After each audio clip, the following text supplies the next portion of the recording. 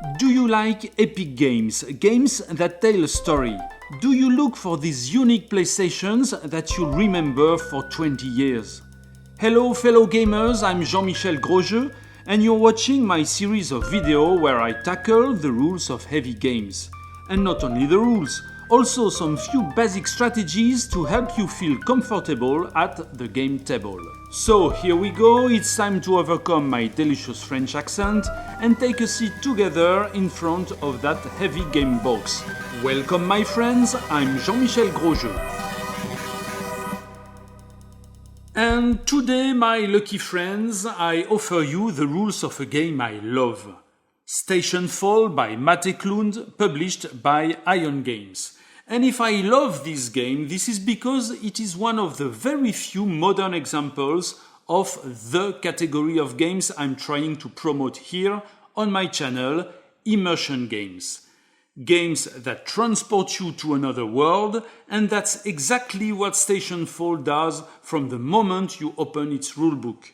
Stationfall is a game that really immerses you into a zany world of astro monkeys and telepathic rats. A game where you can be a frozen corpsicle fighting against a grey goo tsunami. In Stationfall, players play the role of people, women, men, robots and even some animals, all stuck inside a space station that is unluckily falling toward planet Earth. In 15 minutes, that is in 15 game turns, the station will irrevocably explode with all people inside. So, 15 game turn is all you have to save your life or accomplish your hidden agenda. Now, I invite you to enjoy my series of 7 videos that will cover the full extent of this game. 7 videos, but that's far too much for a single game. In fact, let me give you a few details. After the first video, the one you are watching, you'll almost be able to play. You'll know how to move and to do actions with your characters.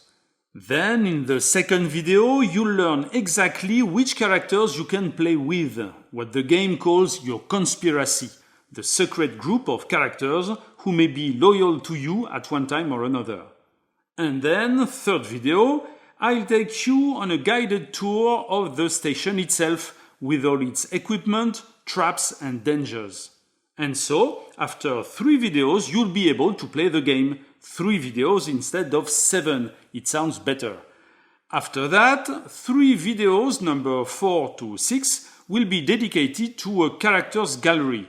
All the 27 characters, abilities and goals, one by one. And also, a description of the 8 possible Project X, the secret project hidden in the station's cargo.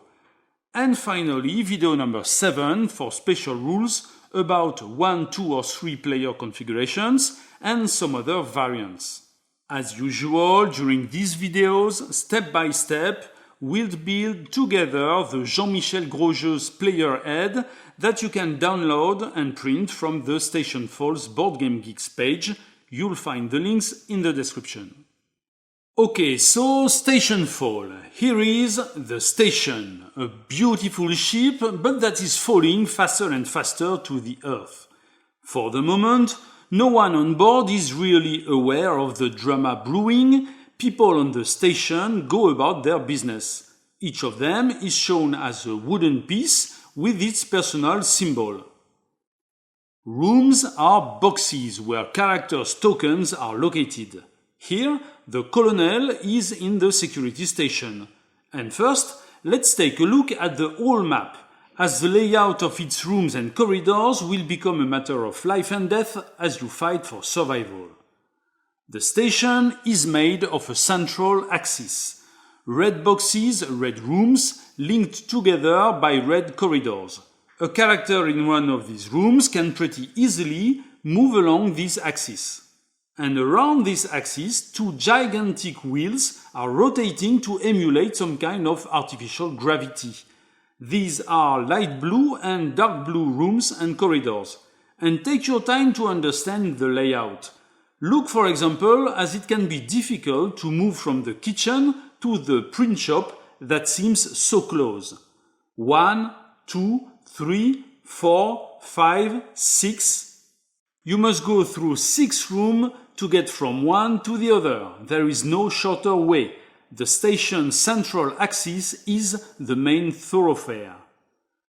Dashed yellow lines are air vents that cannot be used for movement, except of course for some agile characters like the chimpanzee for example, but more on that later.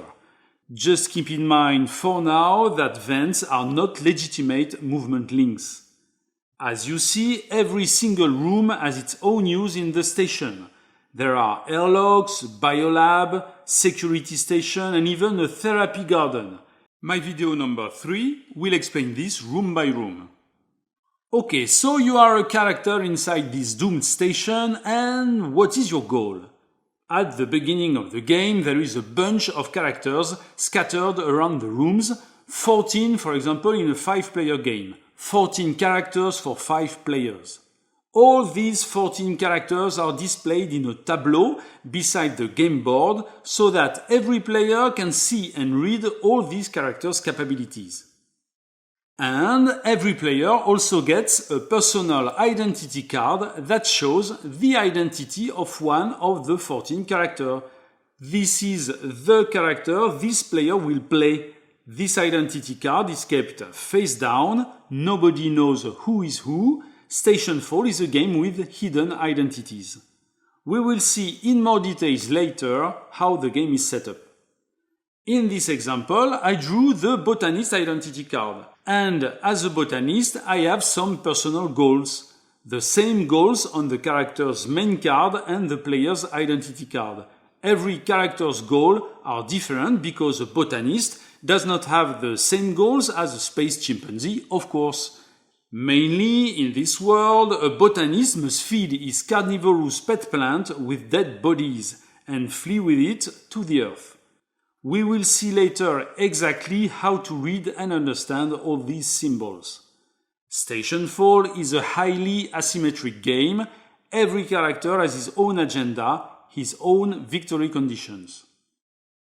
And so, as the botanist, for example, I begin the game in the hydroponics with my precious carnivorous plant just beside me. And I got 12 game turns, 12 minutes in the game world, to feed it as much as I can and to flee the doomed station.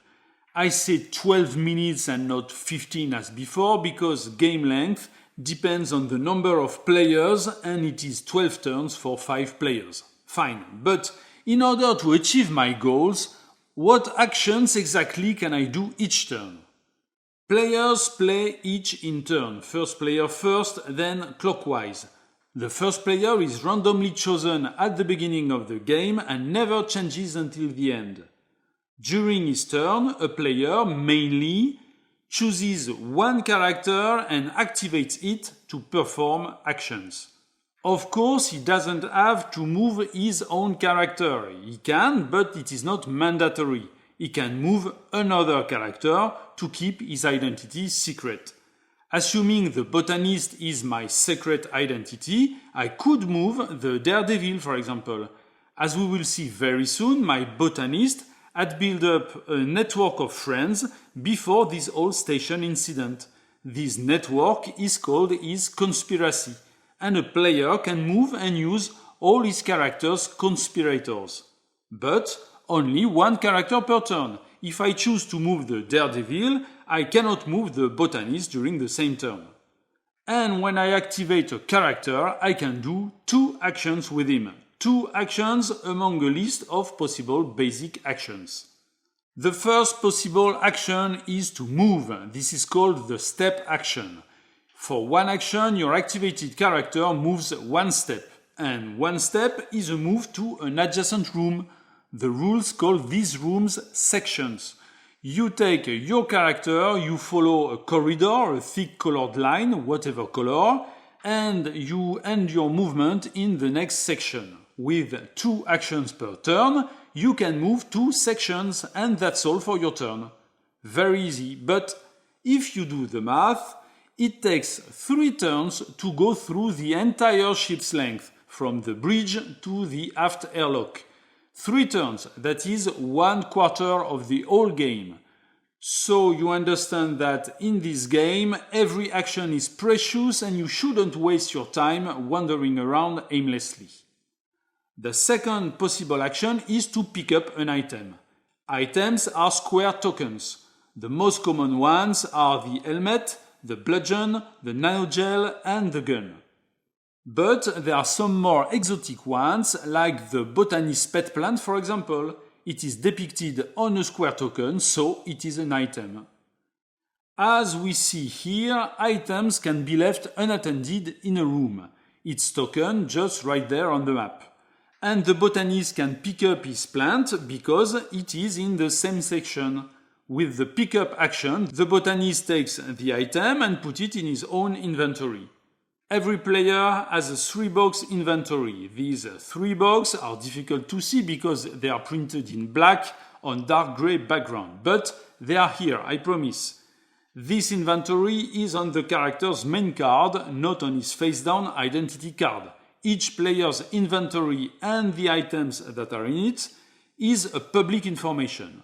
With 3 boxes, any character can carry 3 items. For one action, I take one item and I put it in the inventory of the character I activated this turn. And this naturally leads us to the next action, drop. For one action, the character can take one item from his personal inventory and put it on the game board in the section he's in. For one action, the botanist can drop his pet plant back to the hydroponics section. Step, pick up, drop. As you see, you will quickly exhaust your 2 actions per turn capacity. Luckily, here is a special rule that can help you. Every character gets 1 free pickup or drop action per turn. So, 1 turn is 2 actions plus 1 free pickup or drop. I write this in red so you remember that pickup and drop are special actions that can be free once per turn. Note that you can take this free action whenever you want in the turn, at the beginning, the end, or in the middle. Note also that you can use pickup and drop actions 3 times during your turn. Only one is free and the 2 others cost you 1 action each. For example, I can activate the Daredevil. Even if my secret identity is the botanist, I can activate the Daredevil. I choose the step action twice, and so I move her twice from the locker room to the hydroponics. And then, with her free pickup action, she can take the plant in her inventory. Next action, a character can throw an item. This is the same as a drop action, but toward an adjacent section. Instead of dropping the item just at her feet, the character throws it into an adjacent section. Both sections must be linked by a corridor. You cannot throw anything through an air vent, a dotted yellow line. Even characters that are able to move through these vents, like the chimpanzee for example, cannot throw items through them. And finally, a character can give an item to another character in the same section. She must move the item from her inventory to the other character's inventory. Because the Daredevil and the botanist share the same section, on my turn I can activate the Daredevil and give the plant I have in my inventory to the botanist, right to his own inventory. And please keep this example in mind because it shows how the botanist player, the player who drew the botanist identity card at setup, can activate another character, the Daredevil, to give an item to his main character. Stationfall is a game full of this kind of tricks. We will see in more detail in the next video, number 2, how you can handle several characters to achieve your main character's goals. And note that there is no take action. You can give your items to someone else, but you cannot take other people's properties, even if they agree. I couldn't activate the botanist to take my plant in the Daredevil's inventory. In fact, there is one exception. As we will see very soon, any character can be live or down. A live character is standing and can be activated for 2 actions during the turn. A down character is unconscious or turned off for a robot. His token is upside down and shows a red cross. A big red cross token is also added on his character card to remind to everyone that he is temporarily out of the race. He cannot be activated and can do nothing while down. And any live character can pick up an item from a down character's inventory in the same section.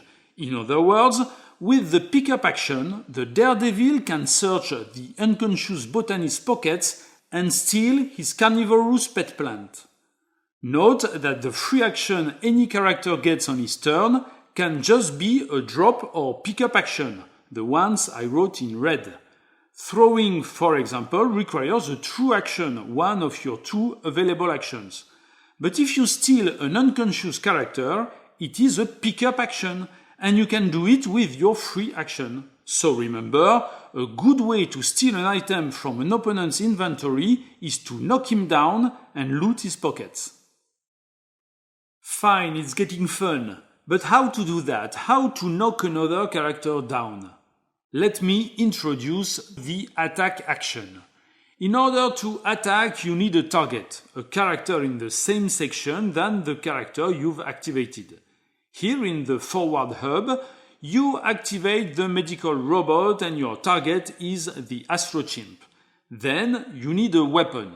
There are 2 weapons in the game, the bludgeon and the gun. They are items, square tokens, that you can have in your inventory. Let's suppose our medical robot has a gun in his inventory.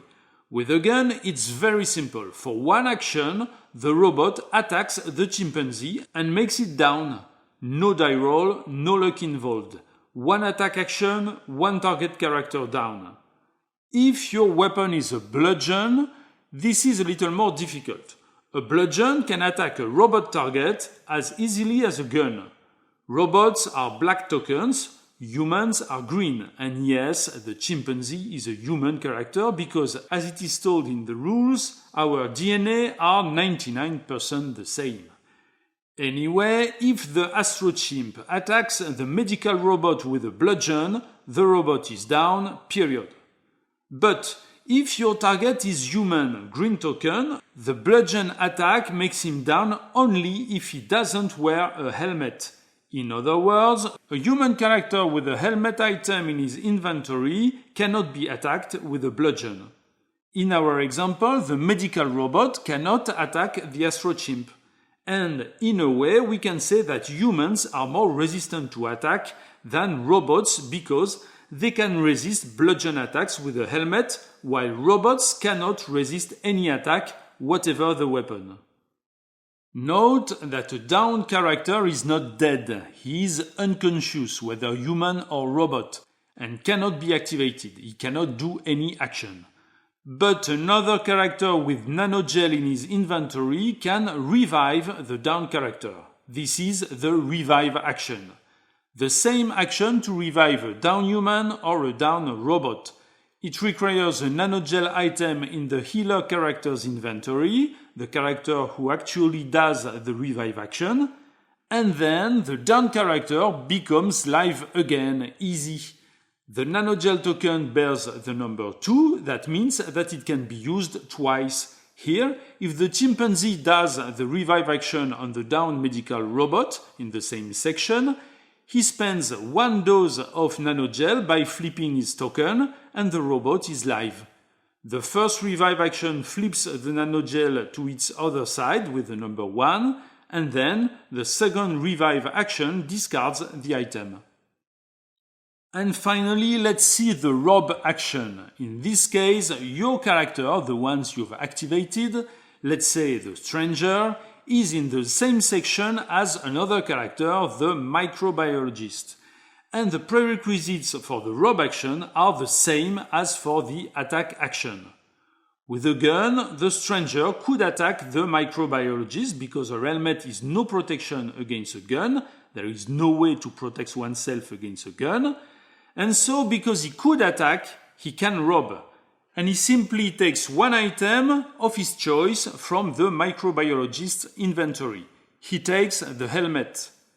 So, I did say that no take action existed, but in a way this is possible with a weapon. Robbing is a way of taking, you just need to be a little threatening. With two actions, you can attack a character, make him down, and pick up any item in his inventory. With the rob action, you can do the same with only one action, and your target is not down. And I'd like to say that we are done. We are done with the basic rules. You know 8 actions. 8 actions from which your character must choose 2 per turn. 2 actions plus 1 free additional pick up or drop action. You also know 4 items, 5 with the carnivorous plant, its name is fang moss. You know the use of all these 4 items. You know that items must be in a character's inventory to be used 3 items max per character. You know what actions can move items between the map board and the character's inventories, pick up and drop, throw, give and rob. And on this panel you can note a fun little trick. The give action can be used to put an item in a down character's inventory.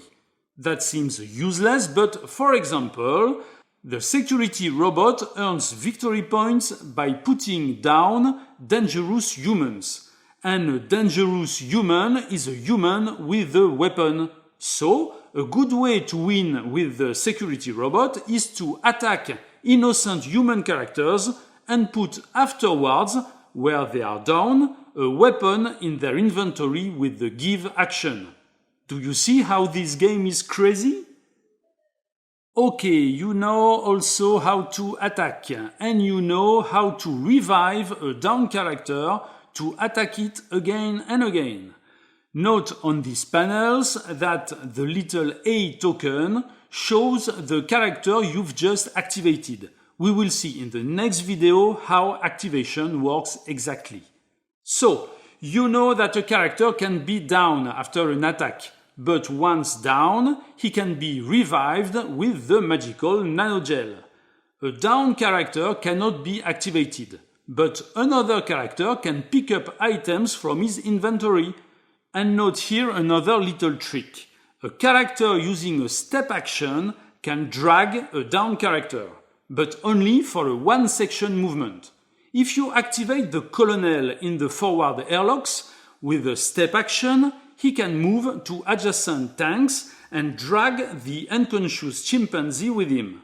But if he goes on with a second step action to the locker room, he cannot drag the chimpanzee again, only one section for a dragged character.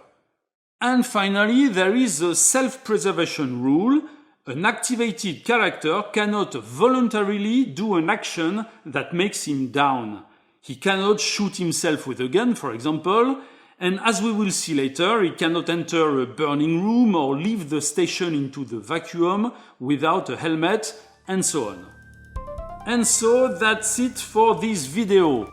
I'll see you in the next one, where we'll learn how to handle a conspiracy of people and robots to help your main characters achieve his personal goals.